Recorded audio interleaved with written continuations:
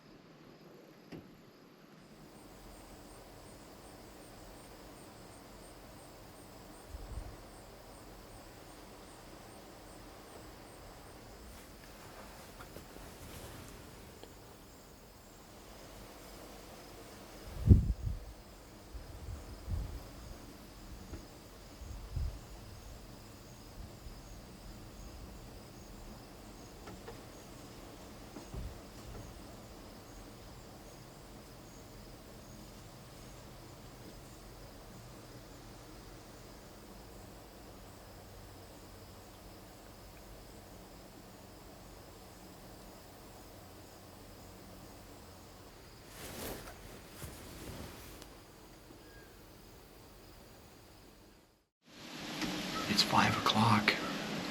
We've got set up in the blind, and it wasn't more than 20 minutes. And a nice little forkhorn came out and started eating on that sorghum. That was cool to see.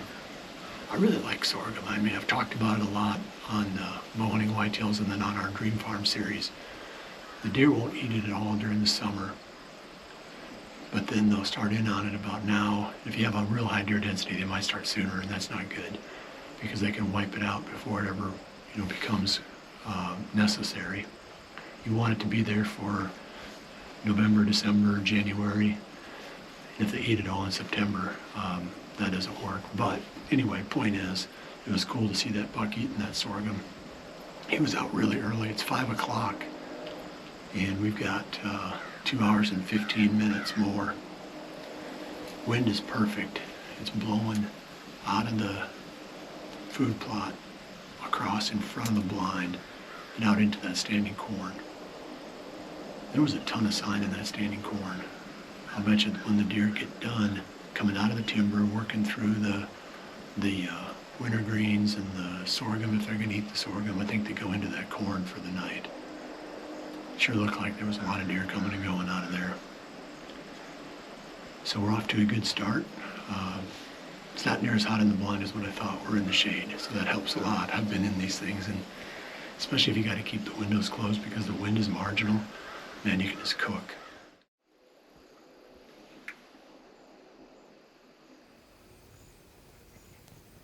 He's got that north highway insulation.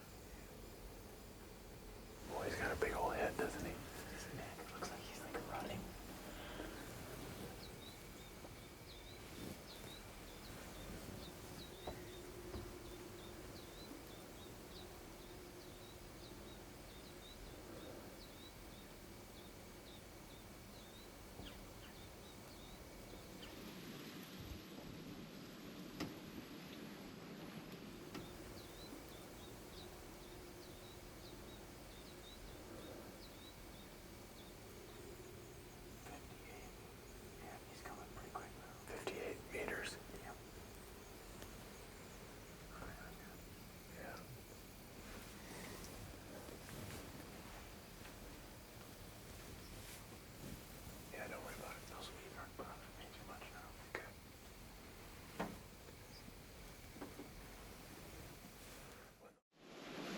The buck that we came in here to hunt, that fat buck, is about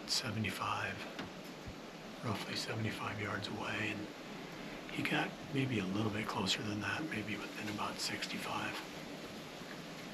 But boy, he likes those winter greens. I tell you what, he's chowing down. Of course, he's got a big gut he's got to fill.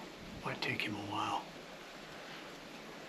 He's a cool looking deer though, old. We got about maybe a half an hour, or a little bit more left, right around that. And he can make up, that distance in no time, but he's facing the wrong direction and kind of feeding away from us now. Really cool to see the deer though. I mean, it was, like I said, that's the one we came in for.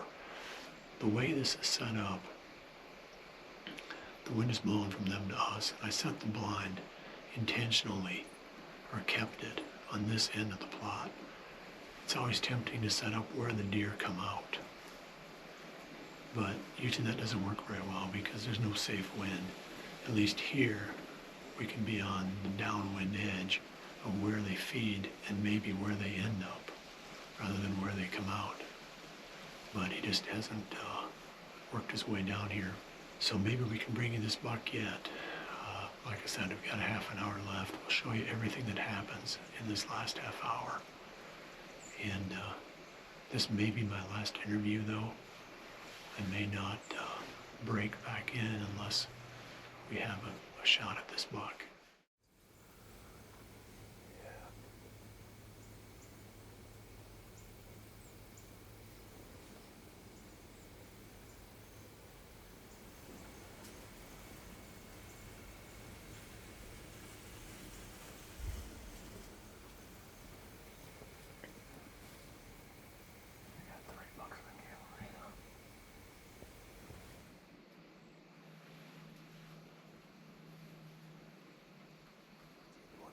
It's kind of rotten. It's been laying there for a while. I hope it just eats the bulb off. See what this other deer is doing.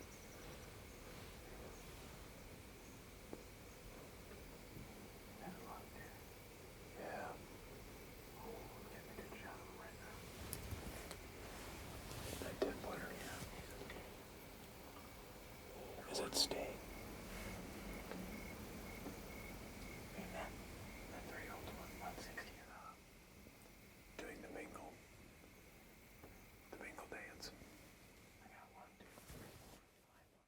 That worked out about as well as we could have hoped. Last night the wind died right at sunset, but tonight the wind held up pretty good. And we just stayed in the blind until it got dark. And then with the wind blowing, we were able to sneak out, and they were still about 100 yards away. I could see them through the binoculars. You know, they gather just enough light where you can pick them out. They were still about 100 yards away when we left, and that was pretty cool experience.